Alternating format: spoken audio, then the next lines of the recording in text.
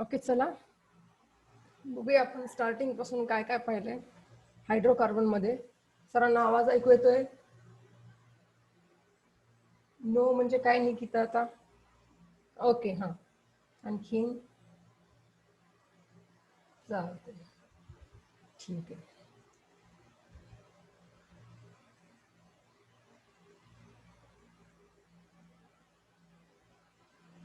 बर, बघा आपण हायड्रोकार्बन पाहतोय. याच्यामध्ये आपण स्टार्टिंग पासून एकदा रिव्हिजन करून घेऊया. आपण याच्यामध्ये आपण असं पाहिलं होतं की हे कंपाऊंड आहेत फक्त कार्बन आणि हायड्रोजन पासून तयार होणारे. याच्यामध्ये आपण दोन टाईप पाहिले होते बघा, अनसॅच्युरेटेड आणि सॅच्युरेटेड मध्ये.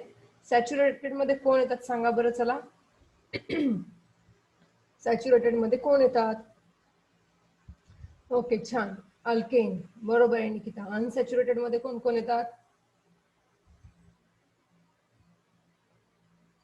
Alkene, alkyne.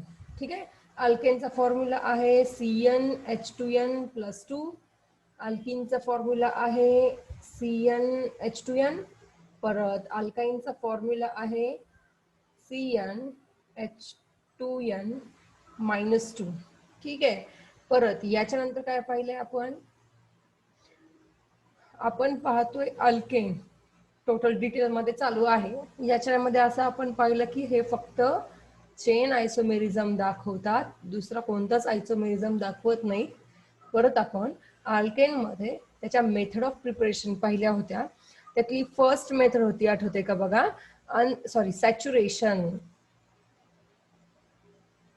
Saturation method. या मेथड मध्ये काय केलं होतं आपण? कोणताही अनसॅच्युरेटेड हायड्रोकार्बन पासून सॅच्युरेटेड हायड्रोकार्बन तयार केला होता. तो कसा केला होता बघा. कोणताही अल्किन असेल किंवा अल्काइन असेल, याची रिएक्शन कोणासोबत करायची सांगा बरं. सर्वांनीच उत्तर द्या, ऑलरेडी 2-4 दिवसांचा गॅप पडलेला आहे आपल्याला. चला सांगा बरं. रिएक्शन विसरता कामा नये बघा. रिएक्शन अशा परफेक्ट डोक्यामध्ये असलं पाहिजे. यांची रिएक्शन कोणासोबत?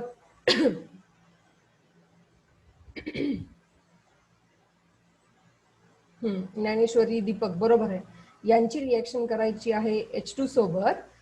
इथेन सोबत कस काय बाळा? इथेन निकिता, इथेन सोबत रिएक्शन नाही करायची ह्यांची. ह्या अल्काइनची रिएक्शन H2 सोबत करायची. जर अल्किन असेल तर फक्त H2, आणि जर अल्काइन असेल तर 2 टाइम्स H2. ठीक आहे. याच्यामध्ये कॅटलिस्ट कोण होते ते पण खूप महत्वाचे आहेत. रिएक्शन म्हटलं की त्या रिएक्शन मध्ये पूर्णच महत्वाचं असणं, सगळं पार्ट असलंच पाहिजे. सांगा याच्यामध्ये कॅटलिस्ट कोण कोण होते? NiPTPD, सिंपल, निकेल और प्लॅटिनम और पॅलेडियम याच्यापासून तयार होत होता अल्केन. बरोबर आहे. ही झाली तुमची सॅच्युरेशन मेथड. परत या रिएक्शनला काही काही नावं होते बाबा. काय काय होते ते नावं जरा सांगता का? या रिएक्शनला 4-5 असं काहीतरी नावं होते वेगवेगळे. सांगा. हा, सॅच्युरेशन, हायड्रोजिनेशन, ऍडिशन रिएक्शन. ठीक आहे. कोणते कोणते? एक तर होतं सॅच्युरेशन, दुसरं होतं ऍडिशन रिएक्शन, हायड्रोजन ऍड झाल्यामुळं. परत रिडक्शन, आणखीन एक कोटला झाला. परत हायड्रोजन ऍड असल्यामुळं हायड्रोजिनेशन. बरोबर आहे. ज्ञानेश्वरी, अयोध्या, निकिता सर्वांचीच बरोबर आहे. ही झाली फर्स्ट रिएक्शन. आपण सेकंड रिएक्शन पाहिली ती म्हणजे फ्रॉम अल्काइल हॅलाइड. ठीक आहे, फ्रॉम RX. याच्यामध्ये पण 2 टाईपच्या रिएक्शन होत्या. एक तर अल्काइल हॅलाइडची रिएक्शन कोणासोबत केली होती आपण? इन प्रेझेन्स ऑफ ते लिहिते अगोदर, झिंक अँड H+.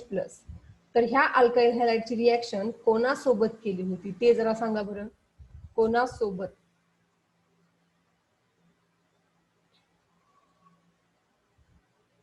कोणासोबत रिएक्शन केली होती यांची?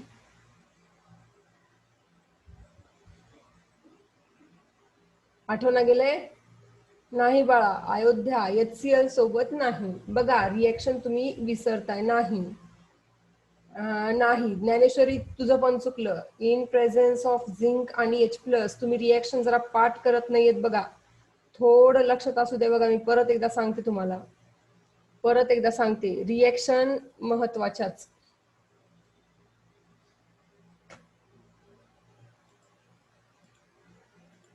रिएक्शन महत्वाचे आहेत, बिलकुल विसरू नका. बघा आता कशी असणार ही रिएक्शन, मी परत एकदा सांगायले कारण हे महत्वाचे आहेत रिएक्शन. अल्काइल हॅलाइडची रिएक्शन H2 सोबत करायची, कोणाच्या प्रेझेन्स मध्ये, झिंक आणि H+. आठवलं का?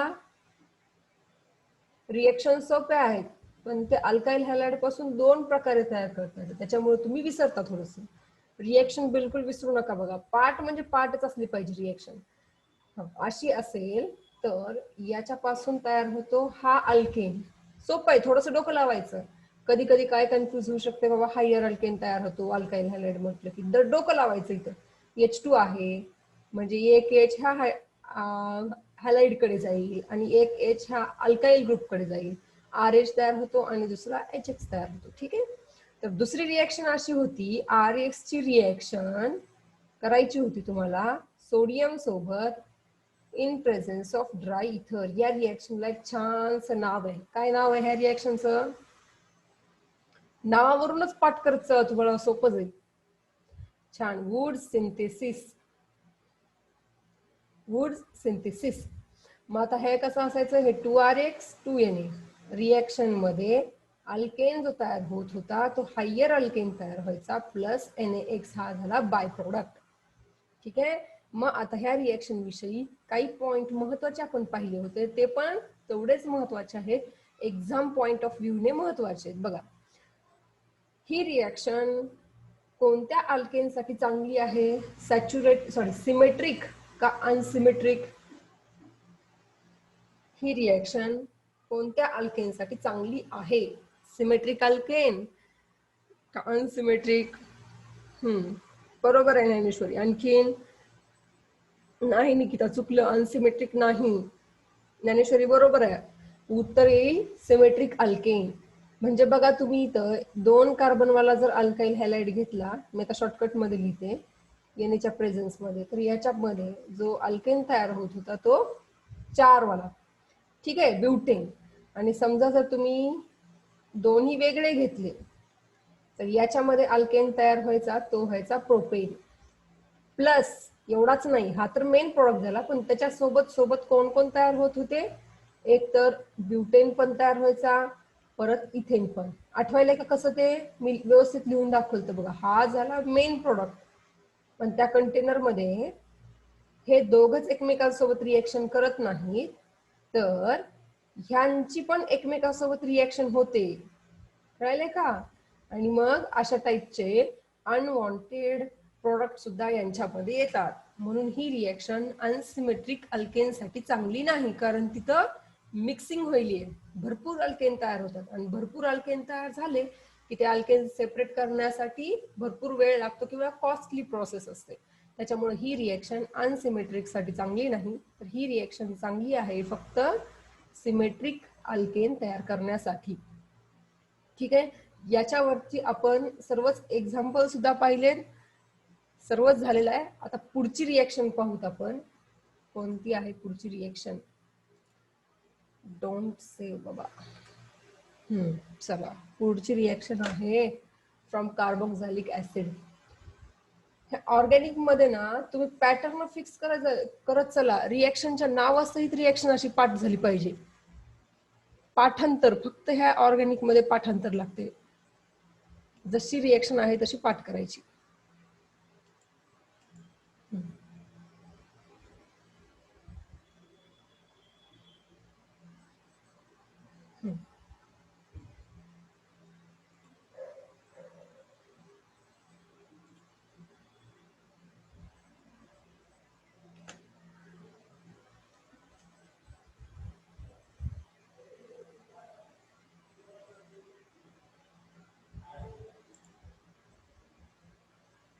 काय झालं तर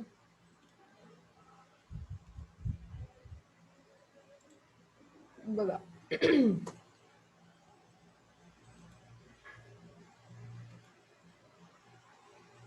तर आता ही थर्ड रिएक्शन आहे. रिएक्शन लक्षात असू द्या, आपण थर्ड रिएक्शन पाहतोय. सॅच्युरेशन झाली, अल्काइल हॅलाइड झाली. आता थर्ड रिएक्शन आहे ती म्हणजे फ्रॉम कार्बोक्झॅलिक ऍसिड. कार्बोक्झॅलिक ऍसिडचा फॉर्म्युला माहितीये, समोरच दिलाय. ठीक आहे, चला. RCOOH हा झाला त्याचा व्यवस्थित स्ट्रक्चर बघा लिहित असताना, RC डबल बॉन्ड OOH.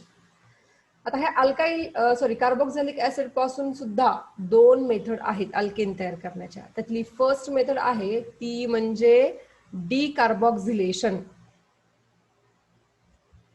एक मिनिट.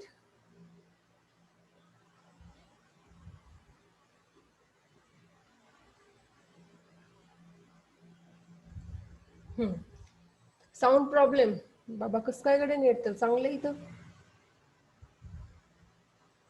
बर, बघा आता इकडं त्यातली पहिली मेथड पाहूया आपण कार्बोक्झॅलिक ऍसिड पासूनची. ती आहे डिकार्बोक्झिलेशन ऑफ RCOONA. म्हणजेच याचं नाव आहे सोडियम अल्कॅनोएट.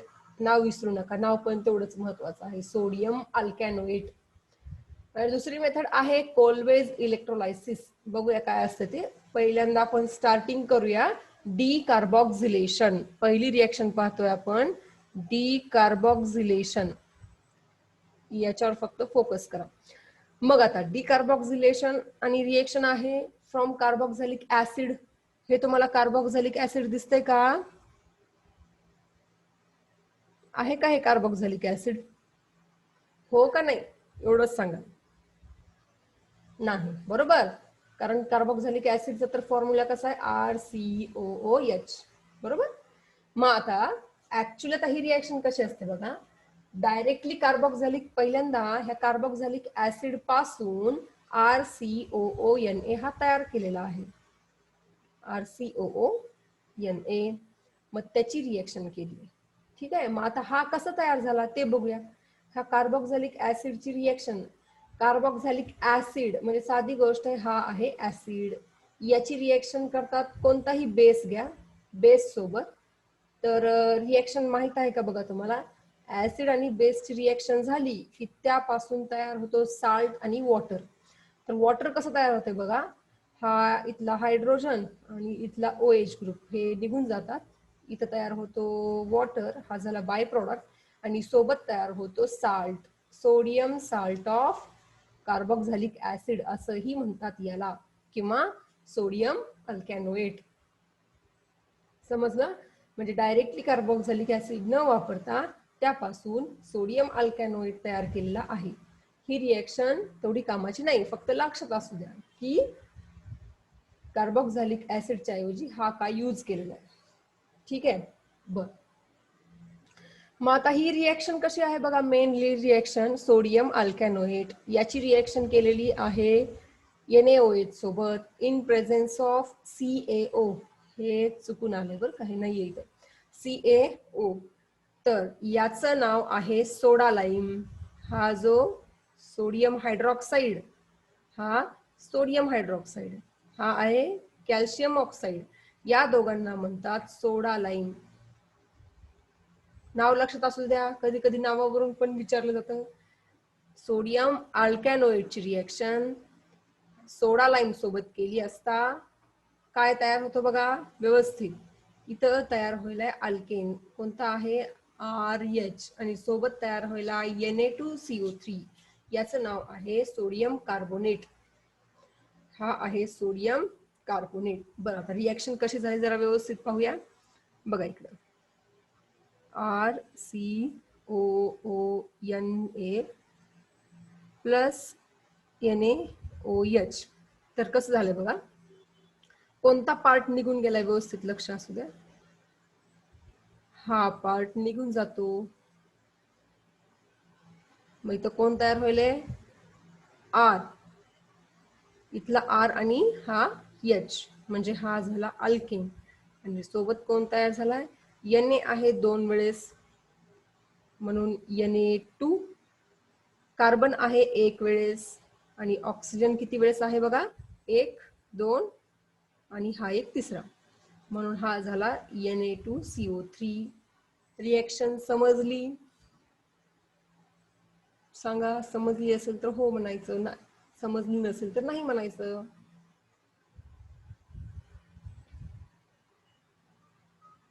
ओके, बर.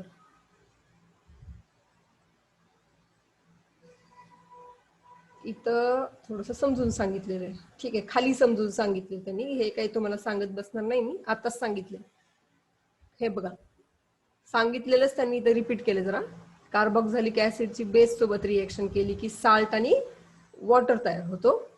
याचंच नाव आहे सोडियम हायड्रॉक्साईड. हा आहे कार्बोक्झिलिक ऍसिड. हा आहे सोडियम साल्ट ऑफ ऍसिड किंवा सोडियम अल्कॅनोएट. ठीक आहे, बर. मग आता रिएक्शन जरा व्यवस्थित बघू, एक्झाम्पल पाहून. रिएक्शन मस्त आहे बघा. आता ही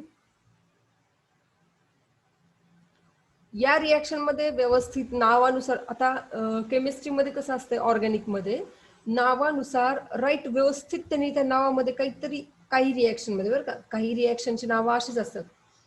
मग आता ह्या रिएक्शन मध्ये बघा, ह्या रिएक्शनचं नाव आहे डी कार्बोक्झिलेशन. डी कार्बोक्झिलेशन म्हणजे त्याच्यामध्ये त्या रिएक्शन मधून डी कार्बोक्सी म्हणजे CO2 बाहेर पडतो, म्हणून त्या रिएक्शनचं नाव आहे डी कार्बोक्झिलेशन. तुम्हाला कळालं असेल बघा, RCOONA हा आहे तुमचा रिएक्टंट, पण प्रोडक्ट येत असताना त्यातला एक कार्बन कमी होतो. जेवढे जर तुमच्याकडे तर n नंबर ऑफ कार्बन असतील टोटल, तर प्रोडक्ट मध्ये n-1 नंबर ऑफ कार्बन तुम्हाला भेटतील. आणि इथं एक CO2 तो काही इथं बाहेर पडलेला आहे, दिसायला का तुम्हाला? आता CO2 च्या फॉर्म मध्ये नाहीये, पण CO म्हणजे याच्यातून इनडायरेक्टली CO2 रिमूव्ह झालाय, निघून गेलाय, म्हणून या रिएक्शनचं नाव आहे डी कार्बोक्झिलेशन. डी कार्बोक्झिलेशन, ठीक आहे. मग पण आता ह्या रिएक्शन विषयी आणखीन एक गोष्ट लक्षात ठेवायची, या रिएक्शनला स्टेट डाऊन रिएक्शन असंही म्हणतात, कारण याच्यामध्ये जेवढे रिएक्टंट मध्ये नंबर ऑफ कार्बन आहेत त्याच्यापेक्षा एक कार्बन कमी असतो प्रोडक्ट मध्ये, म्हणून एक कार्बन कमी झालं, म्हणूनच या रिएक्शनला स्टेप डाऊन रिएक्शन असंही म्हणतात. ठीक आहे, रिएक्शन सोपी आहे. कार्बोक्झिलिक ऍसिडची रिएक्शन करायची आहे तुम्हाला सोडा लाईम सोबत. सोडा लाईम म्हटलं की पटकन लक्षात आलं पाहिजे, सोडा लाईम म्हटलं की NaOH प्लस कॅल्शियम ऑक्साईड यांना म्हणायचं सोडा लाईम. यांची रिएक्शन सोडियम अल्कॅनॉइड सोबत झाली की हा अल्केन तयार होतो, सोबत सोबत सोडियम कार्बोनेट तयार होतो. ह्या रिएक्शनला स्टेप डाऊन रिएक्शन असं म्हणतात, आणि सोबत सोबत काय म्हणतात, डी कार्बोक्झिलेशन. रिएक्शन व्यवस्थित समजली, इतर रिएक्शन संपते. पुढे आपण एक्झाम्पल पाहू याच्यावरती. सांगा, रिएक्शन समजली का सर्वांना? बाबांनो, रिएक्शन खूप सोपे आहेत, पण रिएक्शन पार्ट असू द्या बरं का.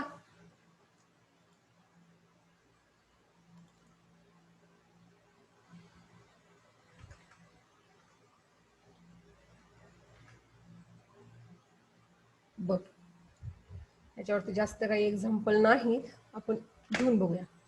नंतर मी तुम्हाला मिक्सिंग देते एक्झाम्पल, ते मात्र आले पाहिजे.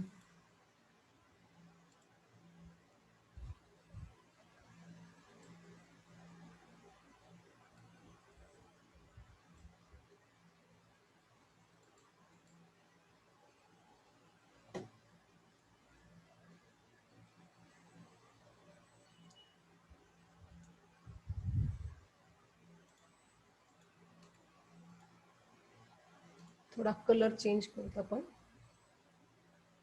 बर, आता याचं नाव कसं ओळखायचं बघा. तुम्हाला एवढंच जनरल नाव सांगितलं होतं मी, सोडियम अल्कॅनोएट.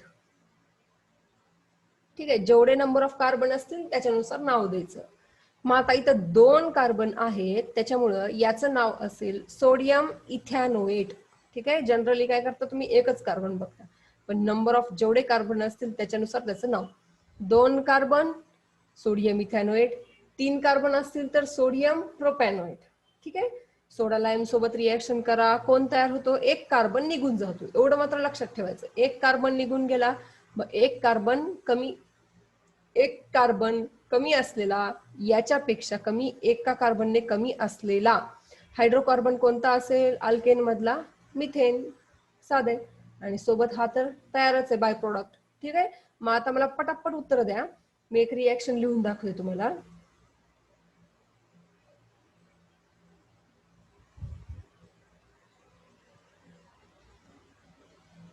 चला सांगा ह्याचं उत्तर काय येईल? नाव सांगायचं. तुम्हाला तर फक्त उत्तर द्यायचं. हा सांगा ह्याचं नाव, ह्याचं उत्तर काय येईल? कोण तयार होतो? हा कोण तयार होईल? इथेन. सोपी आहेत रिएक्शन. एक्झाम्पल जनरल रिएक्शन अशी एकदम कन्सेप्च्युअली अशी व्यवस्थित क्लिअर केलात ना, रिएक्शन खूप सोपे आहेत. मग काहीही पण एक्झाम्पल देऊ. मी आता तुम्हाला याच्यावरचं कितीही अवघड एक्झाम्पल दिलं तर तुम्हाला आन्सर येणारच. फक्त तुम्हाला मिक्सिंग मध्ये ज्या रिएक्शन आता स्टार्टिंग पासून झाल्या त्या मात्र तोंड पाठ असल्या पाहिजे, एवढं मात्र करा.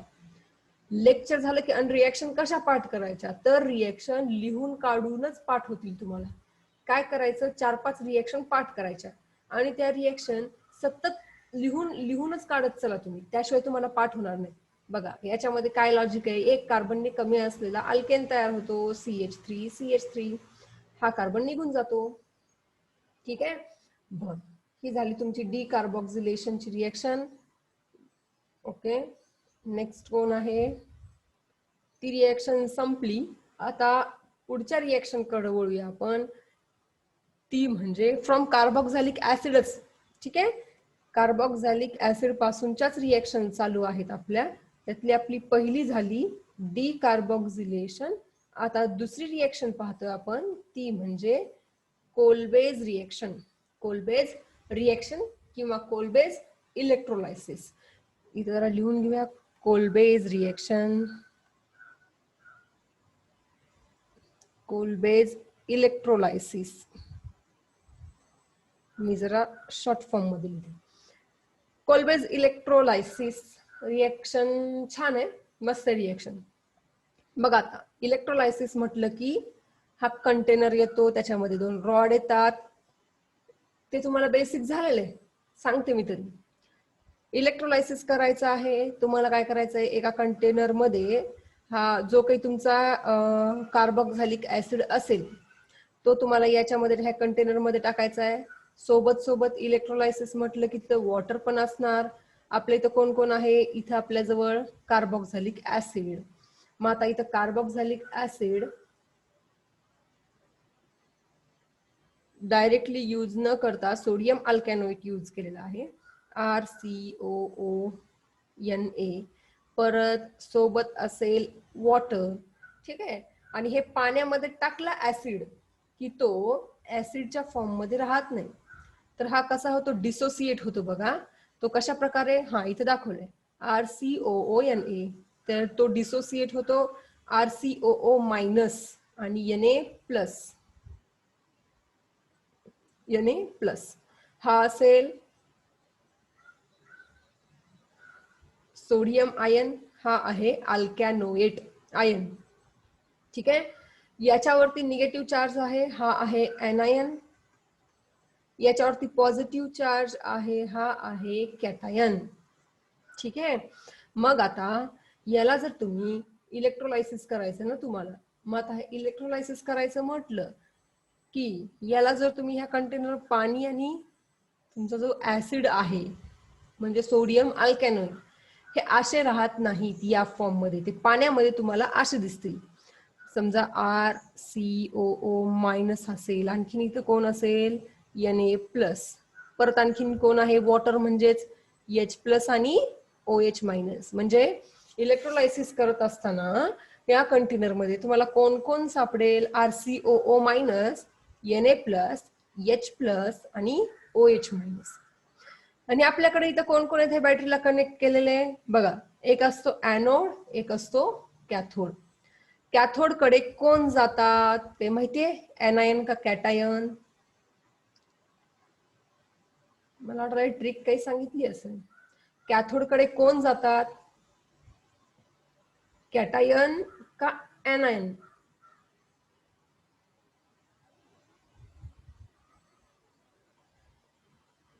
नाही माहिती?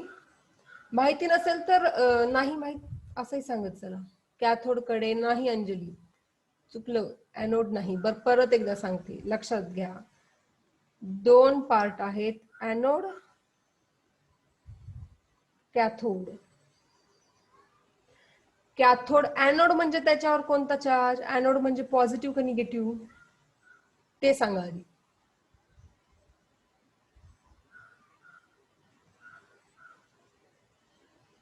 ॲनोड म्हणजे पॉझिटिव्ह, कॅथोड म्हणजे निगेटिव्ह. बघा, ॲनोड म्हणजे पॉझिटिव्ह, कॅथोड म्हणजे निगेटिव्ह.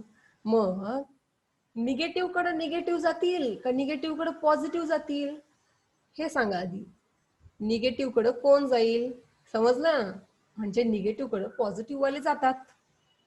काय आले का सर्वांना? सोपं आहे. निगेटिव्ह कडे पॉझिटिव्ह वाले जातात. बरोबर आहे अंजली. तर मग कॅथोड निगेटिव्ह आहे, तर कॅथोड कडे कोण जाईल? ॲनायन जातील का कॅटायन जातील? ह्या कॅथोड कडे कोण जाईल? नाही ना रे बाळांनो, मला सांगा. कसं काय चुकायले बरं? सर्वांचं चुकायलंय आणि निकिता, ज्ञानेश्वरी दोघांचं पण चुकायलंय. बघा मी सांगते, एखादी रिएक्शन जर तुम्हाला, हा बरोबर आहे दीपक, कॅटायन जातील. एखादी रिएक्शन व्हायची असेल आणि रिएक्शन कशी कशी झाली पाहिजे आपल्याला केमिस्ट्रीमध्ये? पॉझिटिव्ह कडे पॉझिटिव्ह गेला पाहिजे का पॉझिटिव्ह निगेटिव्ह म्हणजे जवळ येतील लवकर पटकन आणि रिएक्शन होईल, का पॉझिटिव्ह पॉझिटिव्ह एकमेकांच्या जवळ होऊन पटकन रिएक्शन होईल? पॉझिटिव्ह निगेटिव्ह, साधी गोष्ट आहे. बरोबर? बरोबर आहे अंजली.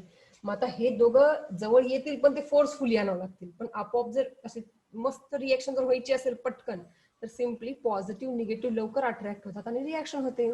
मग परत एकदा सांगते, ॲनोड असतो पॉझिटिव्ह, कॅथोड असतो निगेटिव्ह. कॅथोड कडे जातात कॅटायन. साधी गोष्ट आहे. एवढंच वाक्य पाठ करा, बाकीचं येऊन जाईल तुम्हाला. कॅथोड कडे कॅटायन, सी कॅथोड कडे कॅटायन. कॅटायन असतात पॉझिटिव्ह वाले चार्ज वाले आणि ते जातात निगेटिव्ह कडे.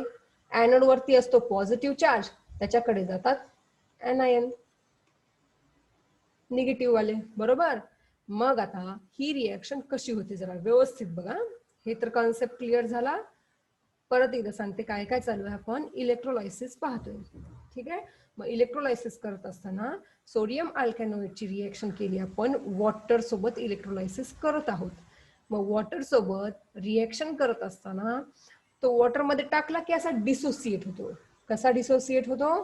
RCOO minus, Na plus, H plus, OH minus एवढे त्या कंटेनर मध्ये आहेत. सोबत सोबत यांच्यामध्ये दोन रॉड आहेत, एक आहे कॅथोडवाला, एक आहे ॲनोडवाला. मग आता रिएक्शन होण्यासाठी कॅथोड असतात निगेटिव्ह, तर ॲनोड असतात पॉझिटिव्ह. तर ह्या कॅथोडकडे रिएक्शन व्हावी लागेल ना. मग रिएक्शन होण्यासाठी ह्या कॅथोडकडे पॉझिटिव्ह चार्ज वाले अट्रॅक्ट होतील. कळाले? मग ते कसे अट्रॅक्ट होतात? मग पॉझिटिव्ह वाले या कंटेनर मध्ये कोण कोण आहेत सांगा बरं.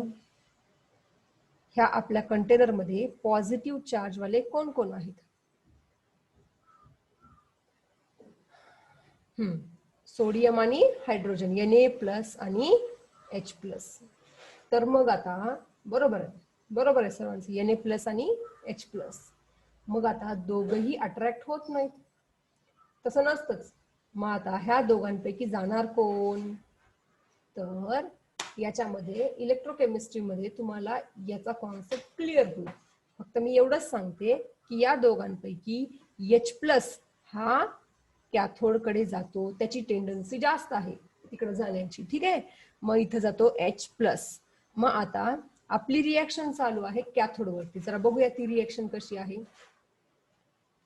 बघा मी पहिल्यांदा कॅथोड घेतले, तर ती रिएक्शन कंप्लीट करू आपण.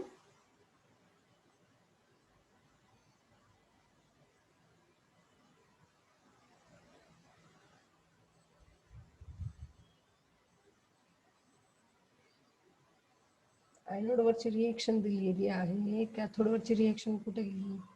बरं ठीक आहे, चला कॅथोड वरची रिएक्शन मी सांगते तुम्हाला, कॅथोड वर रिएक्शन कशी होते. काय म्हटलं मी? ऍट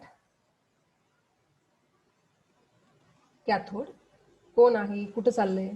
कॅथोड H+, ठीक आहे, H+, हा चाललाय कॅथोडकडे. कॅथोडकडे कोण आहे? मायनस. मायनस म्हणजे कोण असतात? सिम्पली इलेक्ट्रॉन्स असतात त्यांच्याकडे, ठीक आहे.